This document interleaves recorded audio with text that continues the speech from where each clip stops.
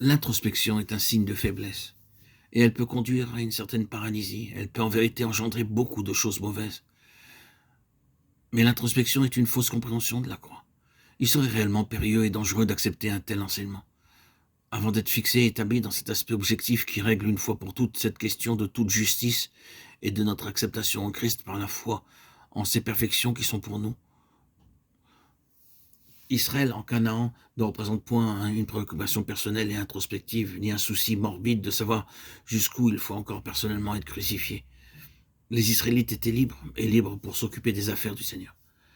Dans l'expérience de la croix, le Jourdain qui introduit comme il le fait l'aspect de la mer Rouge jusque dans le domaine de la vie du moi signifie la libération de soi-même.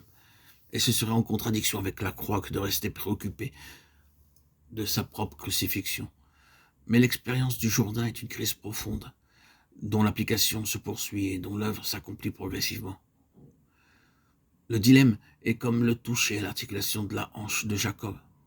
La force naturelle est paralysée de façon définitive et permanente, de sorte que Jacob portera cette marque jusqu'à la fin de ses jours. Et il restera appuyé sur le haut de son bâton. L'action progressive consistera à nous faire découvrir tout ce que nous ne pouvons pas faire ou qui ne nous sera pas permis de faire par nous-mêmes à cause de cette interdiction fondamentale de la croix. Cela peut nous conduire aussi loin que Paul, qui, dans une expérience incomparable, déclare « Car nous ne voulons pas, frères, que vous ignoriez quant à notre affliction qui nous est arrivée en Asie, que nous avons été excessivement chargés au-delà de notre force, de sorte que nous avons désespéré. » Désespérer signifie ici, il semblait n'y avoir aucune issue pour la vie, même de vivre. Mais nous-mêmes, nous avions en nous-mêmes la sentence de mort, afin que nous n'eussions pas confiance en nous-mêmes, mais en Dieu, qui ressuscite les morts. De Corinthiens 8, 9. L'action de la croix est ici une question à la fois subjective et objective. Elle ne s'accomplit pas en raison de notre attitude ou de notre acceptation, mais plutôt en raison de la plénitude de Christ. C'est à cause de l'importance de ce dilemme et de ce chemin pour les chrétiens que l'on a souvent présenté la croix sous un faux jour, qui a presque ramené les croyants à l'esclavage de l'Égypte. Si le Seigneur nous conduit au désespoir de Kadesh Barnéa et qu'il nous montre ensuite Romains 6 ou Galates 2:20, il ne nous reste plus qu'à capituler et à accepter notre position avec Christ dans sa mort, quant à nous-mêmes, comme nous l'avons fait pour nos péchés.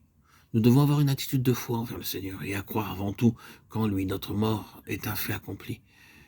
Que nous le réalisions immédiatement ou non, il nous conduira ensuite par le chemin qui nous révélera ce qu'est notre nouvelle position et ce qu'elle implique.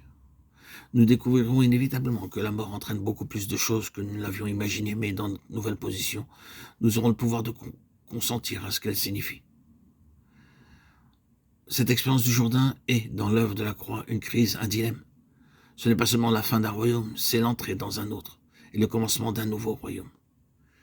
Il en était pour nous de même que pour Israël. Nous sommes entrés par cette expérience dans une vaste étendue de vie, de lumière et de liberté spirituelle.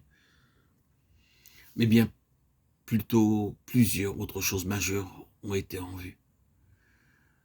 La première fut naturellement la vie dans l'esprit. Nous ne voulons pas dire qu'il n'y ait pas eu auparavant aucune connaissance ni aucune expérience de l'esprit. La vie dans l'esprit signifie une autre vie, une autre connaissance, une autre énergie, une autre capacité.